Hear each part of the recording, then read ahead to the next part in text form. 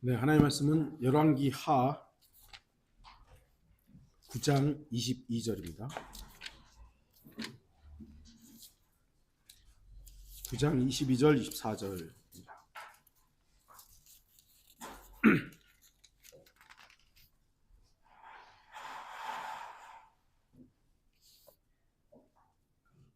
제가 말씀 읽겠습니다. 요람이 예후를 보고 말하기를 예후야 평안이냐 하니 그가 대답하기를 당신의 어머니 이세벨의 음행과 그녀의 마법이 이처럼 많은데 무슨 평안이 있겠나이까 하니 요람이 그의 손을 돌이켜 도망하며 아하시아에게 말하기를 오 아하시아여 반역이로다 하더라. 그때 예후가 활을 힘껏 당겨 여호람의 두 팔 사이를 쏘니 화살이 그의 심장을 뚫고 나간지라 그가 병거 안에서 엎드러졌더라. 말씀의 제목은 오 어리석은 자야입니다. 1912년에 타이타닉호가 침몰합니다. 이때 수많은 사람들이 죽었지만 거기서 살아남은 퓨천이란 소령이 있었습니다. 그가 배에서 뛰어내릴 때 그 객실의 금고에는 300만 달러어치의 보화가 있었다고 합니다. 지금으로도 어마어마한 가치가 있죠. 그러나 그는 책상 위에 있던 오렌지 3개만 가지고 나왔습니다. 그래서 그는 살아날 수 있었습니다. 또한 스웨덴의 초호와 유람선 이두나호가 있었는데요. 이 배가 미국을 향하던 중에 군함과 충돌을 합니다. 배에는 202명의 승객이 있었고 그들 대부분은 부자들이었습니다. 그날 구조 작업을 지휘하던 이 패튼 선장은 이렇게 말합니다. 상황이 위급합니다. 구명정이 준비되었습니다. 짐을 챙길 시간이 없으니 몸만 신속하게 피하십시오. 그렇게 막 외쳤습니다. 그러나 승객들은 더 많은 것을 가져가기 위해 침몰하는 배에서 머뭇거렸던 것입니다. 결국 30분 후에 34명만 구조되고 나머지는 익사합니다. 패튼 선장은 보고서에 이렇게 기록합니다. 만약 그들이 소유를 일찍 포기했더라면 이렇게 많은 희생자가 나오지는 않았을 것입니다. 물질에 대한 욕심이 사람들을 바다에 빠뜨렸습니다. 돈은 유용하죠. 필요합니다. 하지만 성경은 돈이 마귀다라고 말하지는 않아요. 우리나라 대통령은 그렇게 말하더만 그건 아닙니다. 성경은 돈이 마귀가 아니라 돈을 사랑하는 것이 모든 악의 뿌리라고 말씀합니다. 돈은 우리에게 유용해요. 많으면 그리스도인이라면 유용한데 많이 사용할 수 있죠. 이 돈에 대한 욕심을 내려놓지 못하기 때문에 사람이 죄를 짓고 독해지고 교만하며 어리석고 방탕하고 하나님을 멸시하게 됩니다. 여러분들, 저와 여러분들이 돈을 유용한 것 이상으로 돈에 대한 사랑을 갖게 된다면 주의하십시오. 언제 어떻게 빠져 죽을지도 모릅니다. 성경은 수많은 구절에서 어리석음에 대해 경고하고 주의하며 충고합니다. 그러나 성경의 충고와 경고에도 불구하고 수많은 사람이 어리석게 살아갑니다. 왜 사람들은 어리석음을 버리지 못합니까? 아이고 자기들도 막 어리석은 거 싫어하죠. 조금 이상한 짓 하면 저 바보같이 어리석다 합니다. 근데 정작 자신이 어리석음에 빠져 있다는 것을 모르는 겁니다. 이유는 간단합니다. 내 생각이 옳기 때문입니다. 내 생각이 옳기 때문에 자기는 어리석다고 생각하지 않아요. 그래서 어리석은 겁니다. 잠언 14장 12절 사람에게 옳게 보이는 길이 있으나 그 끝은 죽음의 길들이니라. 사람에게 옳게 보이는 길들 너무나 많습니다. 과학, 제가 지난주였나 지지난주였나 독서 토론에 가서 그런 얘기를 했어요. 오늘날은 과학이 절대적이다. 과학자들이 하는 말은 다 믿는다. 다 믿는다. 그렇죠. 여러분 그 세상 사람들은 과학자가 무슨 말하면 다 믿잖아요. 내가 지적을 했어요. 근데 50년 전에 했던 과학자들의 말이 지금은 다 대부분 바뀌어 있잖아요. 앞으로 아마 안 믿는 사람들이니까 제가 주님 오신다는 표현, 앞으로 100년 후면 지금 주장했던 과학자들의 말이 안 바뀌었다고, 안 바뀔 거라고 누가 얘기할 수 있느냐. 그 진리가 아니라는 겁니다. 사람들은 과학자가 무슨 말하면 그냥 아멘 아멘 다 해버리는 거예요. 우주 밖에 별을 관측을 했더니 블랙홀이 어쩌고, 본 적도 없는 거 만원경, 그 만원경, 물론 큰 만원경이지만 그걸로 본 거를 진실로 다 가르치고 사람들은 아멘 하는 거예요. 다 과학자가 하는 말. 철학, 종교, 교육, 돈, 명예, 선행, 사람들이 말하는 평화, 이제는 점점 공산주의화 돼가고 사회주의화 돼가죠. 세계화, 뉴에이지 운동, 비성경적인 성령 운동 등등등. 사람들이 볼 때 너무나 옳은 것들이 많습니다. 그러나 가장 속기 쉬운 사람의 길은 남의 길이 아니라 내 길입니다. 자기 자신에게 옳게 보이는 길이 가장 선하고 가장 옳기 때문에 사람은 바로 자기 눈에 옳은 길에, 내 길에 속습니다. 나의 옳음에 속는 거예요. 왜 그렇습니까? 내 옳음은 내 안에서부터 그 길이 시작되기 때문이며 너무나도 익숙하기 때문이고 대부분의 선택이 내가 한 선택은 옳았기 때문이에요. 왜 내가 한 선택은 옳을까요? 내 이익을 위해서 선택했기 때문이에요. 내 옳음을 위해서 선택했기 때문에 내 선택은 항상 옳아요. 나에게 좋은 것, 나에게 유익한 것만을 선택하며 살았기 때문에 언제나 내가 선택한 것은 나에게 좋고 나에게 선한 것이었습니다. 물론 가끔 가다가 엉뚱한 거 선택한 것도 있지만 대부분은 내가 선택한 걸 옳다고 생각해요. 그러나 주의하십시오. 성경은 뭐라고 합니까? 그 끝은 죽음의 길들이라고 말합니다. 내 눈에 옳게 보이는 그 길은 나에게만 옳게 보일 뿐이지 의의 길, 곧 빛의 길, 진리의 길, 생명의 길은 아닙니다. 존 버녀는 이런 말을 합니다. 하나님의 계산법과 사탄의 계산법은 다르다. 하나님은 더해야 한다고 할 때 빼고 빼야 한다고 할 때 더한다. 과학자들은 어떤 믿음이 있습니까? 1 더하기 1은 2죠. 우리도 그렇게 배웠죠. 1 더하기 1은 2예요.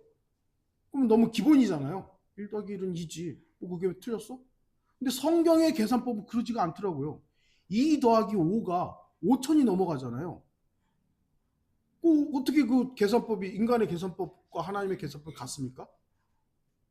인간들은 1 더하기 1은 2예요. 그냥 그거 다른 거 얘기하면 다 바보 멍청이가 되는 거예요. 근데 성경은 오병이어 있잖아요. 2 더하기 5가 세상에 2천이 넘어가는 거예요. 그런 계산법이 어디 있어요? 그러니까 틀렸다고 하는 거예요. 성경이 틀린 거예요. 그들한테. 하지만 우리 그리스도인의 자세는 물론 1 더하기 1의 일반적인 상식으로는 우리가 그걸 틀렸다고 할 수는 없죠. 하지만 2 더하기 5가 5천 이상이라는 걸 우리는 믿는 거예요. 왜요? 그건 하나님의 기록된 말씀 안에 있기 때문입니다. 인간의 기준으로 하나님을 끼워 맞추면 안 됩니다. 인간의 과학으로 하나님을 거기다 끼워 맞추면 그게 무슨 하나님이에요? 그건 하나님이 아니죠. 인간의 모든 것을 초월해야만 그분이 하나님이신 거예요. 우리의 생각의 모든 것들을 초월하실 수 있는 분. 제가 언젠가도 말씀드렸죠. 과학자들이 도저히 이게 결론을 낼 수 없는 게 뭐냐면 우주에 끝이 있느냐 없느냐예요. 우주에 끝이 있을까요 없을까요? 끝이 있다 그러면 그러면 거기가 막혀 있을까요 뚫려 있을까요? 뚫려 있다면 공간이잖아요. 막혀 있다면 그 물질이잖아요. 끝이 없다 그러면, 아니 그걸 어떻게, 인간의 이 머리로는 그 상상할 수 없어요. 과학자들도요 그거 모른대요. 지금 모르는 걸 갖다가, 제가 죄송합니다. 과학자들 저는 좀 별로 신뢰를 안 해서, 자기 기준으로, 인간의 기준으로 하나님을 자기 안에서 갖고 노는 거예요. 아, 하나님 이런 분이야, 저런 분이야. 아까 그래서 유신 진화론이라는 것도 그런 것들이에요. 하나님의 기록된 말씀을 믿는 게 아니라 자신들의 지성으로, 지식으로 하나님을 끼워 맞추는 거죠. 그러면 안 됩니다.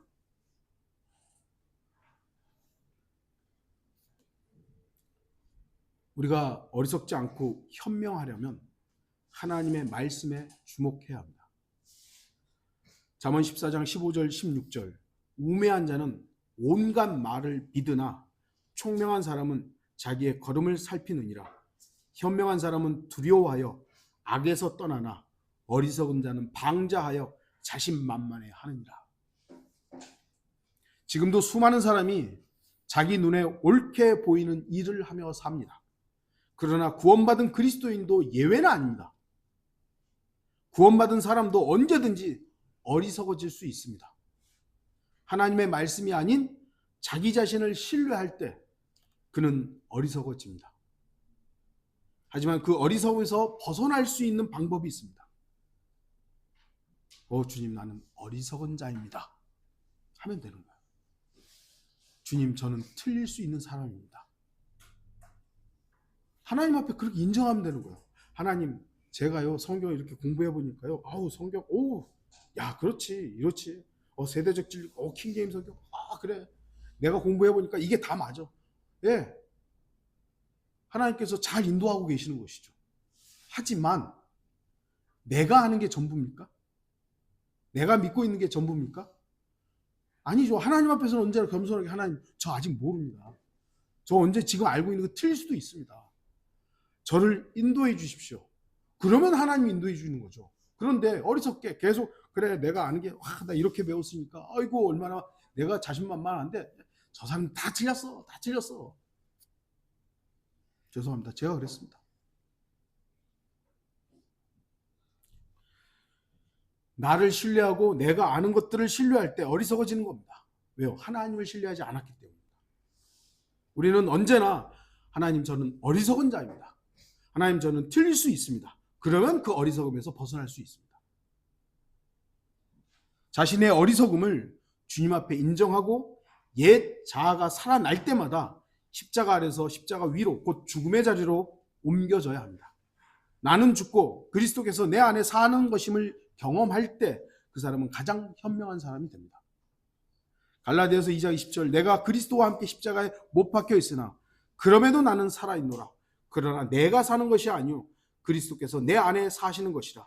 내가 이제 육신 안에서 사는 삶은 나를 사랑하시어 나를 위해 자신을 주신 하나님의 아들을 믿는 믿음으로 사는 것이라.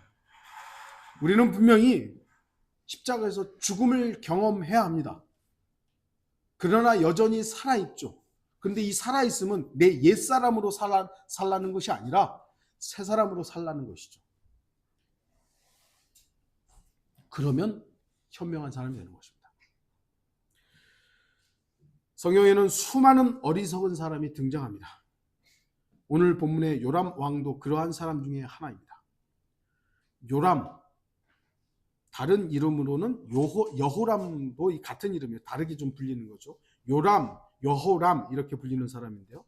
이 이름의 뜻은 여호와께서는 높으시다. 좋은 이름이죠. 이 요람은 북쪽 이스라엘의 아합 왕의 아들입니다. 그의 이 요람의 악한 통치에 대해서는 열왕기하 3장에 나와 있으니까요. 여러분 참고하시고요. 비록 요람이 그의 아버지 아합과 그의 어머니 이세벨 같지는 않았지만 요람은 여전히 악에서 떠나지 않은 어리석은 왕이었습니다. 북쪽 이스라엘은 대부분 악한 왕이었고요. 남쪽 유다 왕들은 그래도 선한 왕들이 좀 대다수였죠. 몇몇 악한 왕도 있었습니다만.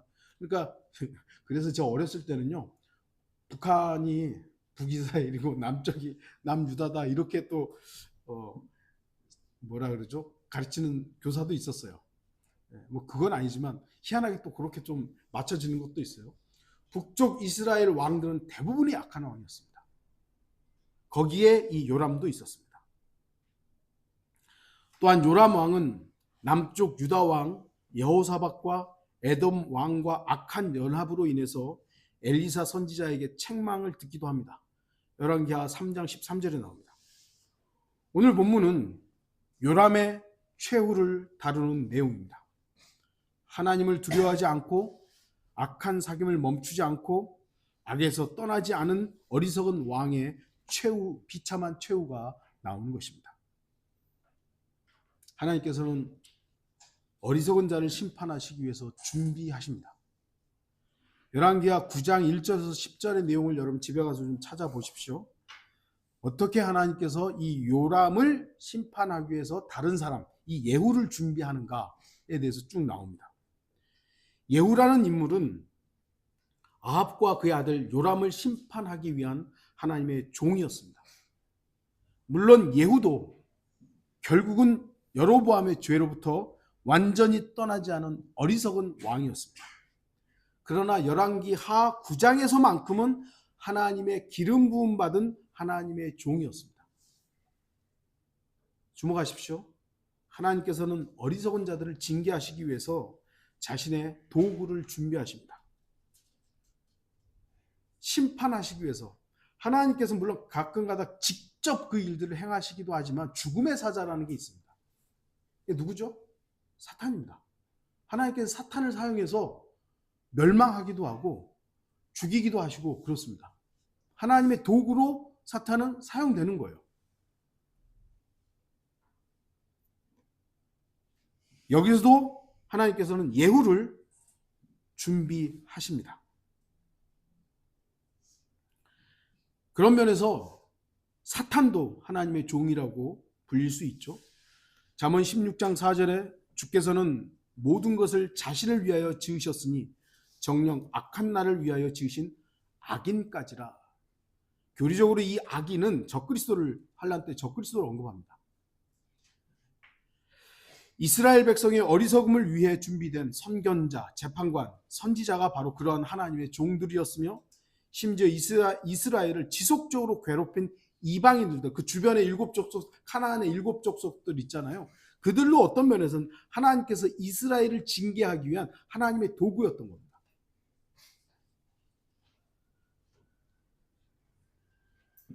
하나님께서는 우리의 어리석음을 바로잡기 위해 어떤 사람, 어떤 환경, 어떤 도구를 준비하십니다. 하나님께서는 그리스도인의 어리석음을 바로잡기 위해 여러 가지 도구를 사용하실 수 있습니다. 나에게 발생하는 많은 일에 대해 그것이 하나님의 다루심이라는 것을 아는 사람은 현명한 사람입니다.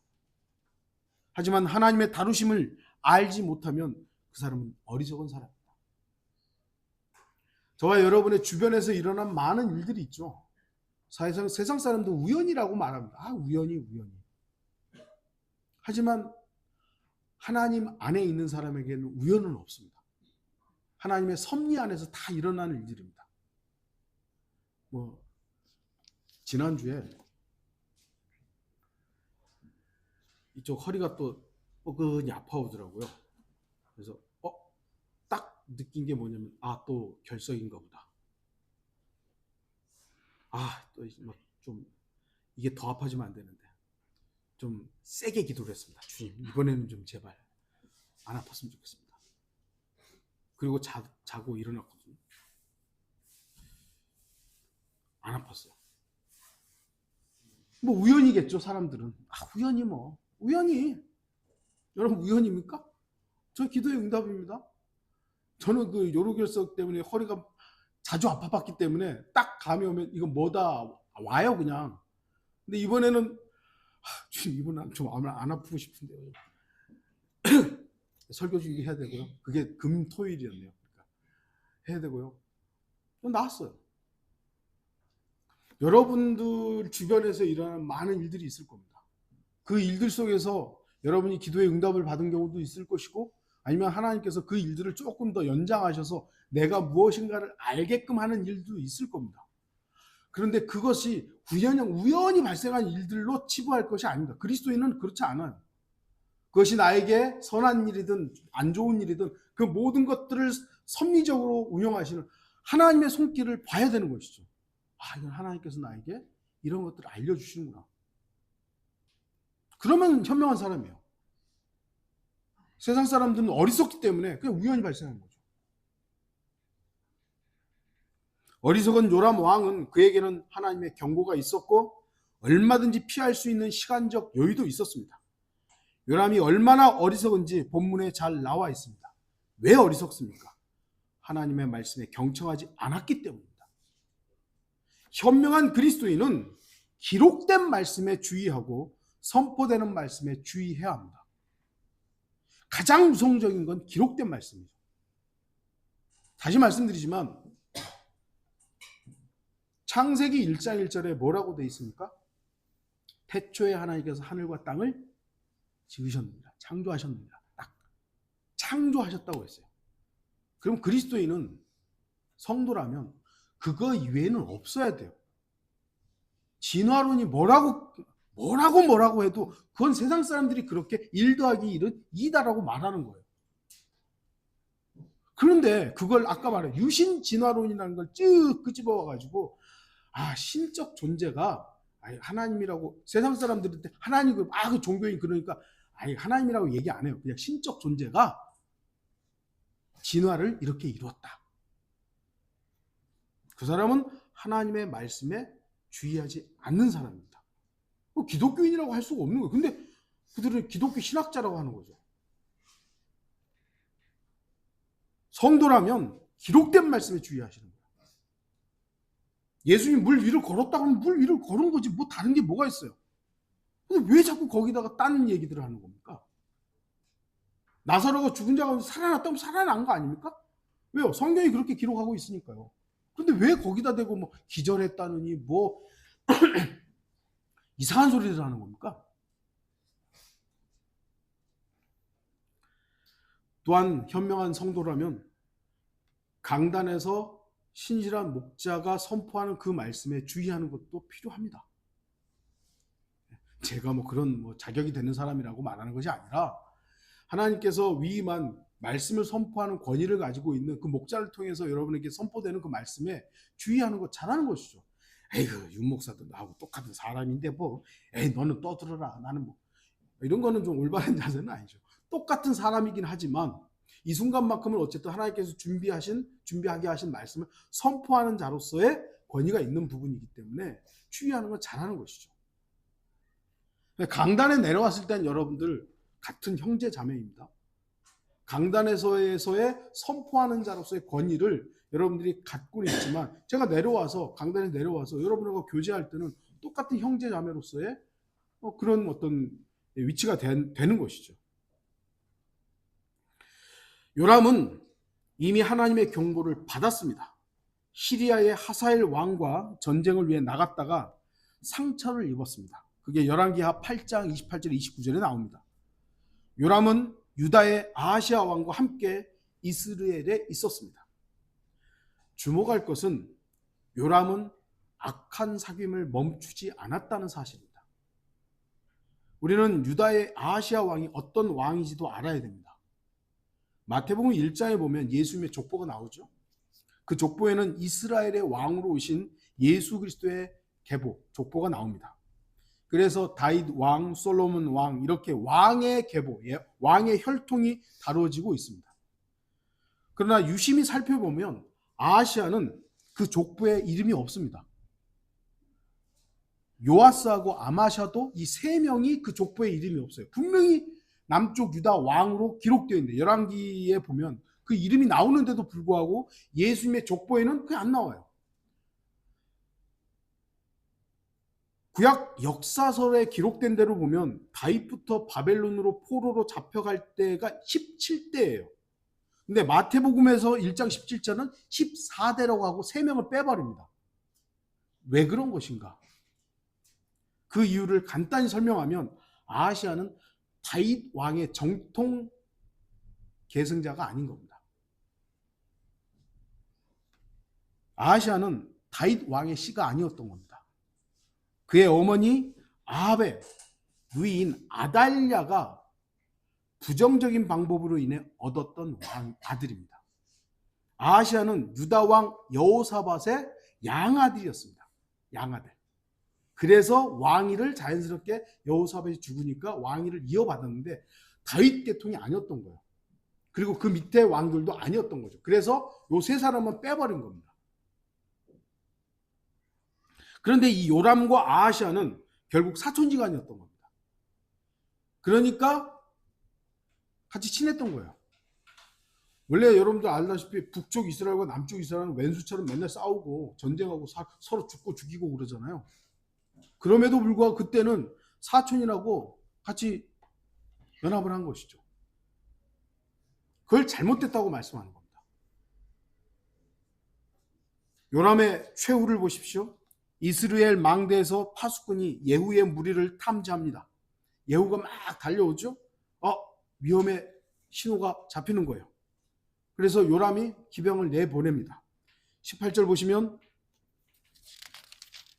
이에 한 사람이 말을 타고 맞이하러 가서 말하기를 왕께서 이같이 말씀하시기를 평안이냐 하시나이다 하니 예후가 말하기를 내가 평안과 무슨 상관이 있느냐 너는 내 뒤로 돌이키라 하더라. 파수꾼이 고하여 말하기를 사자가 그들에게 갔으나 돌아오지 아니하나이다 하자.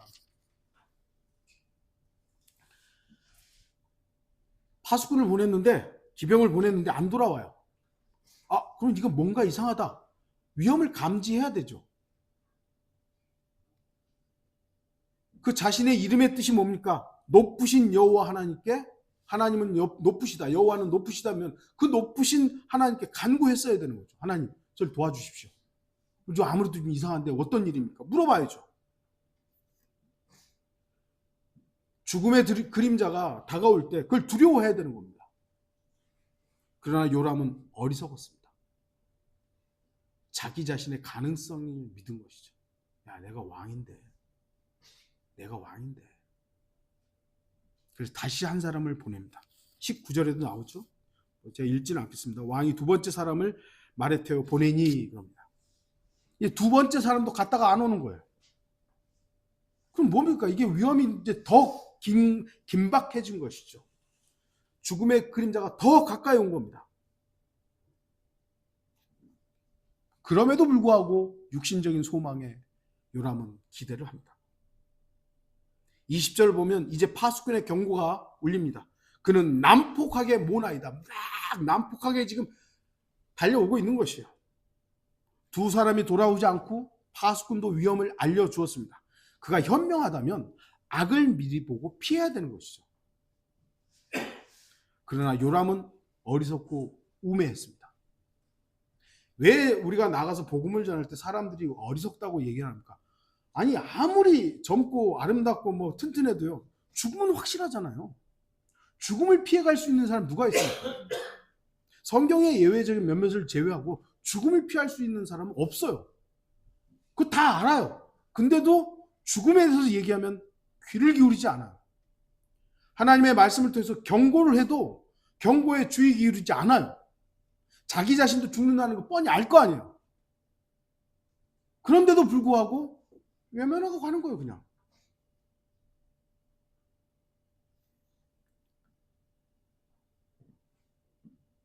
요람은 어리석고 우매했습니다. 그는 하나님의 경고를 무시했고 하나님의 종을 통한 죽음의 그림자를 피할 만큼 현명하지도 않았습니다. 21절 보십시오. 21절. 준비하라. 요람이 말해 준비하라. 아니 뭘 준비합니까? 하나님의 자비를 구하고 그런 것이 아니라 자신의 죄악으로부터 악한 상임으로 떠나는 것이 아니라 오히려 지금 요람은 그 전쟁에서 상처를 입은 상황이에요. 그런데 싸우겠다고 하는 것이죠. 끝까지 자기 가능성과 자기 소망에다 기대하고 있는 것입니다. 그러면서 22절 예후야 평안이냐? 아니 도대체 이럴 때 아니 현명한 사람이라면 예후를 향해서 화를 쏴라 하든지 이거 안 되겠다 도망가자 하든지 해야 될 거 아니야. 평안이냐 물어보는 거야. 뭐 말도 안 되는 소리를 하고 있습니까? 끝까지 어리석은 것입니다. 이 어리석은 자가 한 평화라는 단어와 마지막 때의 적그리스도의 구호가 평화라는 사실은 우연의 일치가 아닙니다. 이 세상의 어리석은 사람들은 예수 그리스도 없는 평화를 외칩니다. 예수 그리스도 없이 이 세상을 평화롭게 만들자라고 외칩니다. 유엔의 구호이기도 하고요. 아니 트럼프 대통령이나 뭐 다 평화롭게 하자 그러잖아요. 그러면서 전쟁 다 하고 있잖아요. 인간의 평화는 그렇습니다. 물론 예수 그리스도의 다시 오심으로 그 재림 때의 일방적인 몰살도 전쟁이 수행되지만 예수 그리스도의 평화와 인간의 평화는 기본적으로 다릅니다. 인간은 그 평화를 지키기 위해서 아주 계속 노력을 해야 되지만 예수 그리스도의 평화는 한번 딱 시작되면 완성이 되는 겁니다. 물론 천년왕국 마지막에 심판이 있습니다만 예수 그리스도의 평화. 그래서 다시 말씀드리지만 여기도 요람은 어리석으니까 평안이냐 물어보고 있어요. 전쟁의 때인데 지금 싸워야 될 때인데 피해야 될 때인데 적그리스도도 마지막에 평화다. 거짓 평화를 약속하는 겁니다. 데살로니가전서 5장 3절 그들이 평안하다 안전하다 말할 때 아이벤 여인에게 진통이 오듯 갑작스러운 멸망이 그들에게 임하리니 결코 피하지 못하리라. 때 늦은 후에는 결국 요람의 비참한 최후를 보여줄 뿐입니다. 요람 곧 여호람은 너무나도 어리석은 왕입니다. 하나님께서 기회를 주셨고 경고했음에도 자신의 죄에서 돌이키지 않았고 악한 사귐을 멈추지 않았으며 자기 가능성에 의존함으로 인해 결국 비참한 최후를 맞게 되었습니다. 성경은 분명히 어리석은 자가 되지 말라고 경고합니다. 우리 역시 어리석은 자가 되면 안 되죠. 그런데 성경에서 어리석은 자가 되라고 말씀하신 경우도 있습니다. 고린도전서 3장 18절에서 19절 아무도 자신을 속이지 말라. 만일 너희 가운데 누구라도 이 세상에서 현명하다고 생각하거든 어리석은 자가 되라. 그러면 현명한 자가 되리라. 이는 이 세상 지혜가 하나님께는 어리석은 것이기 때문이라. 기록되기를 주께서는 현명한 자들을 자신들의 꾀에 빠지게 하신다 하였느니라. 그리스도인은 세상에 대해서는 좀 어리석어도 됩니다. 그리스도인은 세상을 향해서는 바보처럼 살아도 됩니다. 오늘날 기독교가 왜 이렇게 망가졌습니까? 세상을 얻기 위해서 살았기 때문이에요. 물론 그리스도인도 나가서 일해야 되고 직장 생활해야 되고 학생 공부해야 되죠. 세상에서 떠나라는 얘기가 아니라 세상에서 살아야 하지만 세상의 것을 다 얻기 위해서 살아라는 건 아닙니다. 오히려 어떻게 보면 세상을 버려야 되죠. 세상과 성별해야 되죠. 제가 이런 말 하면 또 이제 오늘부터 돈 벌지 말아야지 그 얘기를 하는 게 아니잖아요. 여러분 최선을 다해서 나아가서 땀 흘리면서 여러분의 땀의 결과물들을 얻으십시오. 그러나 그것은 하나님께서 나에게 주신 건강으로 인해서 일한 감사의 조건이지 그것이 우리의 목적은 아니잖아요. 우리의 삶의 목표는 아니잖아요. 그러나 말씀드렸듯이 기독교인들이 세상에서 많은 걸 얻으려고 하다 보니까 죄를 짓는 거예요. 다는 아니겠습니다만 오늘날 그 외국인 노동자 엄청 많잖아요. 진짜 막 되게 많더라고요. 우리 공장도 지금 아마 외국인 노동자를 좀 뽑느냐 마느냐 가지고 얘기하시던데 그런데 이게 안타까운 얘기들이 뭐냐면 그 외국인 노동자들이 이제 막 돈도 제대로 못 받고 맞고 욕먹고 막 그래서 이제 나와 이렇게 신고하는 사람들 있잖아요. 그 사장들이 대부분 장로님들이에요. 다는 아니겠지만 어린이집 그 교사 선생님들이 열심히 하는데 갑질하는 원장들 대부분이 권사님들이잖아요. 왜 그런 거예요 도대체? 세상을 얻기 위해 살기 때문입니다. 세상을 얻기 위해서 살기 때문에 그런 짓들을 하는 겁니다.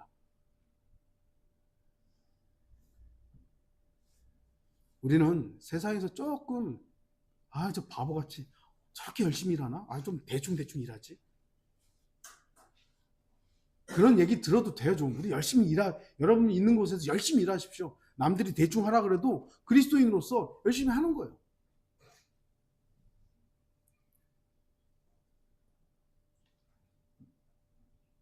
우리가 세상에 대해서는 조금은 어리석어져도 하나님 앞에서는 현명하기 때문에 괜찮습니다.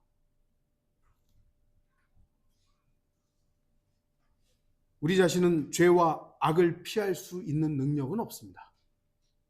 하지만 그 능력의 주님을 의지할 때, 의탁할 때 죄와 악은 우리에게서 더 이상 힘을 발휘할 수 없게 됩니다.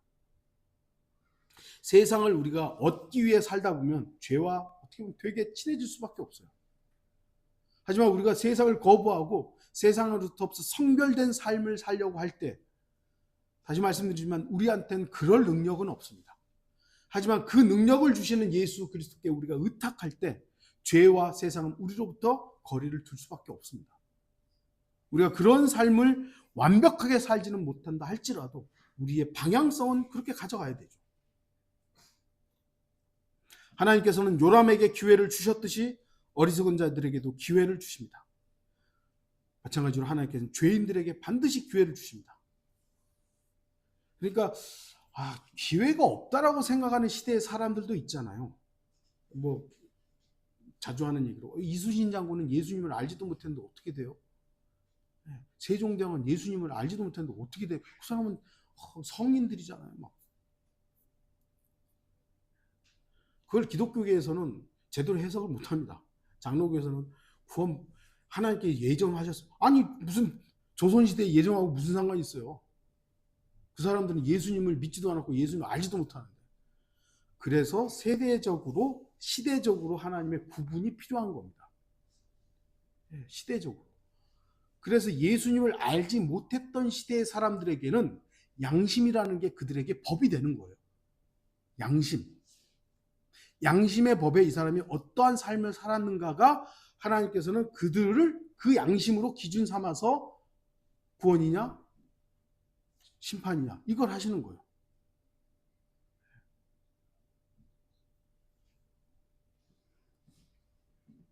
하나님께서는 어떤 시대에 있는 누구라도 하나님을 감지하려고 찾으려고만 하면 하나님께서 만나주신다고 사도행전에 분명히 말씀하셨죠. 그래서 하나님을 하나님이라는 이름 조선시대에 무슨 하나님 누가 알았겠어요. 세종대왕이 예를 들어서 세종대왕이 양심 안에서 이거는 하면 안 되는 짓이야. 이거는 해도 되는 거야. 이러한 기준을 가지고 살아갔다면 하나님께서는 그 양심을 통한 그 법으로 하나님께서는 구원해 주 은혜의 법이죠. 은혜가 없는 구원은 없습니다.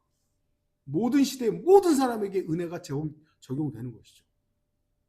그래서 어떤 시대 누구라도 하나님을 찾으려고 하고 만나려고 하면 어떤 방식으로든 만나 주십니다. 그래서 기회를 주시는 것이죠.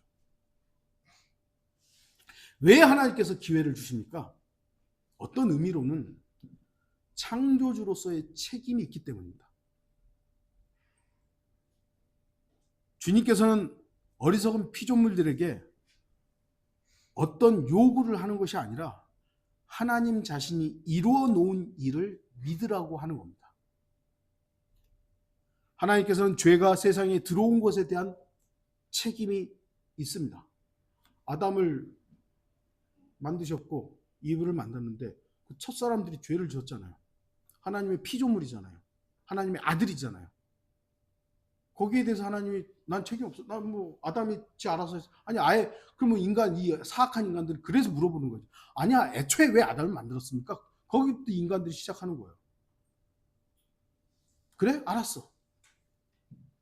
그래서 그 상황을 바로잡기 위해 하셔야 했던 일들을 모두 하셨죠. 주님께서 친히 죄값을 지불하셨습니다. 아들 예수 그리스도께서 아버지께 자신의 생명을 내려놓고 그 죄의 값을 아버지께 지불한 것이죠. 그래서 죄인이 할 일은 사실 아무것도 없습니다.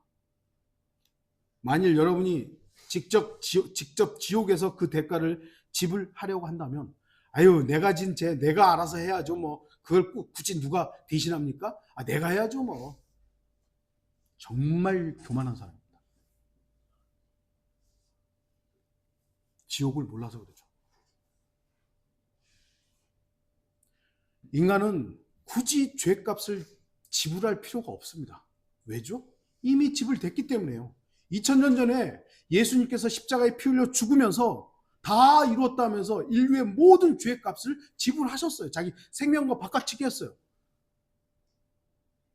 이제 우리가 전하는 게 뭡니까? 그 사실을 믿으라는 거잖아요. 당신이 그 사실을 믿으면 당신의 죄가 이미 용서됐다는 근거 위에 당신 구원받는다. 뭐 좀 열심히 하라 그러면은 인간의 종교성이라는 건 참 희한하죠. 이렇게 간단하게 예수 믿으면 구원받는다고 하는데 좀 꺼림직한 거예요. 뭐 좀 해야 될 것 같고, 예? 그래도 뭐 좀 해야 하나님께서 나를 이뻐하실 것 같고, 그게 종교성입니다. 마귀는 그 종교성을 계속 파고들어서 이용합니다. 우리는 종교로 주님을 만나는 게 아니다. 진리로 만나는 것이죠. 예수님께서 이루어 놓으신 일 안에 그냥 우리는 파묻히면 되는 거예요. 왜 그걸 내가 해야 된다는 그 마귀의 속삭임에 넘어가는 겁니까? 그냥 믿으면 되는 겁니다. 말과 행동이라는 책을 제가 이제 구입을 했는데 아직 읽지는 않았고요. 거기 보면 이제 결국은 이 믿음으로 고백하는 걸 말이라고 단정하는 것 같고 행위가 있어야 된다는 그런 책인 것 같은데요. 예, 여러분 말하는 거 쉬운 일인 줄 아십니까? 성령님의 인도하심이 없으면 우리가 입으로 고백하는 것도요 쉽지 않은 일입니다. 지금도 하나님의 오래 참으심은 단 한 사람의 죄인이라도 더 구원받기 원하시는 하나님께서 주시는 마지막 기회일 수도 있습니다. 어리석은 사람만 하나님의 경고를 무시하고 자기를 고집하고 악한 사귐과 자기 가능성에 기대하는 것입니다. 하나님께서 죄인들에게 기회를 주시는 이유는 간단합니다. 하나님께서는 모든 사람이 구원받기 원하시기 때문입니다. 하나님께서는 자신의 피조물들이 모두 다 구원받기를 원하세요. 그래서 기회를 주십니다. 칼빈주의 예정론처럼 모든 게 정해져 있으면 기회가 없잖아요. 칼빈주의 예정론이 뭡니까? 태초 이전에 다 정해졌다는 거예요. 어떤 사람은 구원받고 어떤 사람은 지옥 가기로. 그러면 무슨 놈의 기회가 어디 있어요? 그렇지 않습니다. 하나님께서는 모든 사람이 구원받기를 원하시기 때문에 누구라도 만나 주시는 겁니다. 단 그들이 원하지 않기 때문이죠. 모든 사람이 구원받기 원하시기 때문에 죄인들이 자신의 어리석음에서 돌이킬 수 있는 기회를 주십니다. 그러나 그러한 기회가 영원히 주어진다고 착각해서는 안 됩니다. 요람에게는 3번의 기회가 주어졌지만 어떤 사람에게는 한 번의 기회가 주어질 수도 있는 겁니다. 또한 우리가 저와 여러분들이 육신적으로 살고 죄와 연루되어 살며도 불구하고 우리에게 기회를 주시는 이유가 무엇입니까? 디모데전서 2장 4절에 나오죠. 하나님께서는 모든 사람이 구원을 받기 원하시고 그 다음에 뭡니까? 진리의 지식에 이르기를 원하시기 때문에 우리에게 기회를 주시는 것입니다. 왜 구원받은 하나님의 사람들을 우리가 육신적이고 죄를 지음에도 불구하고 진리의 지식에 이르기를 원하십니까? 하나님께서 받기 위해서입니다. 하나님께서 우리를 받으시기 위해서 진리의 지식에 이르러야 합니다. 저와 여러분을 제물로 받기 위해서 주님께서는 우리가 어리석기를 바라지 않습니다. 어리석은 사람은 어떤 사람이에요? 하나님의 말씀을 경청하지 않는 사람이거든요. 아니 하나님께서 이렇게 받으시려고 하는데 하나님의 말씀을 듣지 않아요. 어떻게 받겠어요? 그러니까 하나님의 말씀을 들으라는 그 기회들을 주시는 겁니다. 어리석은 사람은 하나님께서 사용할 수 없습니다. 어리석은 사람은 하나님의 말씀에 경청하지 않고 악한 사귐을 그치지 않기 때문입니다. 반면 세상에 대해 어리석은 사람은 하나님께서 받으십니다. 왜냐하면 세상에 대해서 어리석은 사람은 하나님께는 현명한 사람이기 때문입니다. 그래서 하나님께서는 어리석은 사람이 돌이키기를 원하시고 그 돌이킨 자들이 세상에 대해 어리석은 채로 주님께로 돌아오기를 바라시는 것입니다. 저희 과장이 이제 과장에서 이제 한 단계에서 부장이 저한테 가끔 하는 얘기가 있어요. 형님 이제 월급 좀 많이 모아가지고 아파트로 이사 갈 수 있어요? 나는 아파트에 별로 관심이 없는데. 아니 뭔 소리냐고. 그게 그래도 아파트가 제일 좋은 투자라고. 모르겠어요. 저는 아파트가 저 여러분들 아파트 사는 거 뭐라 그런 게 아니에요. 저한테 아파트에 별로 관심이 없는데 한심하죠. 그 사람이 볼 땐 제가 얼마나 어리석겠어요. 얼마나 멍청하겠어요. 저는 그 사람이 너무 애처로워요. 너무 애처로워요. 그 혼의 결과가 어떠할지를 알기 때문에 너무 안타까운 거예요. 근데 그는 제가 애처롭겠죠. 그럼 누가 현명한 사람입니까? 하나님께서는 우리에게 기회를 주십니다. 경고하시고 충고하십니다. 그 기회를 어리석음으로 놓치게 되면 후회와 한숨만 있을 뿐입니다. 주님께서는 우리가 죄로부터 돌이키길 바라시며 악한 속임을 그치길 바라시며 하나님께 드려지길 바라십니다. 결론을 맺겠습니다. 오늘 본문의 요람은 이스라엘의 왕이었지만 어리석은 자였습니다. 그의 이름은 하나님께서 높으시다였지만 그의 생애는 어리석었습니다. 그래서 그의 어리석은 이름만 남아있습니다. 요람, 여호람 그 왕은 어리석었다. 이것만 남은 것이죠. 하나님께서 주시는 기회는 몇 번이라고 정해져 있지는 않습니다. 그러나 충고와 경고와 기회가 우리도 영원히 주어진다는 것은 아님을 기억해야 됩니다. 하나님께서 우리를 사랑하시기 때문에 몇 번의 기회를 주실지는 모르지만 언제까지 참아주시겠어요? 언제까지? 저와 여러분이 죄와 연루되고 어리석고 세상이 더 좋아 보일 때 그때마다 하나님 앞에서 부르짖으십시오. 주님, 저는 어리석습니다. 주님, 저는 어리석습니다. 우리가 어리석다는 것을 주님 앞에 인정하면 하나님의 은혜와 자비가 함께합니다. 은혜는 뭐라 그랬죠? 은혜는 받을 자격이 없는 저와 여러분 같은 사람에게 하나님께서 베풀어 주시는 혜택이에요. 정말 자격이 없는 자들에게. 자비가 뭐라 그랬죠? 당연히 그 짓거리로 인해서 받아야 할 징계가 있잖아요. 근데 그 징계를 안 하시는 거예요. 그게 자비예요. 우리가 하나님 앞에 내가 어리석다라고 인정하고 하나님 앞에 나아가면 하나님께서 우리에게 은혜와 자비를 베푸십니다. 하지만 나 자신의 가능성과 사람을 의지할 때 가장 어리석은 사람이 된다는 것을 명심하시기 바랍니다. 다 같이 기도하시겠습니다.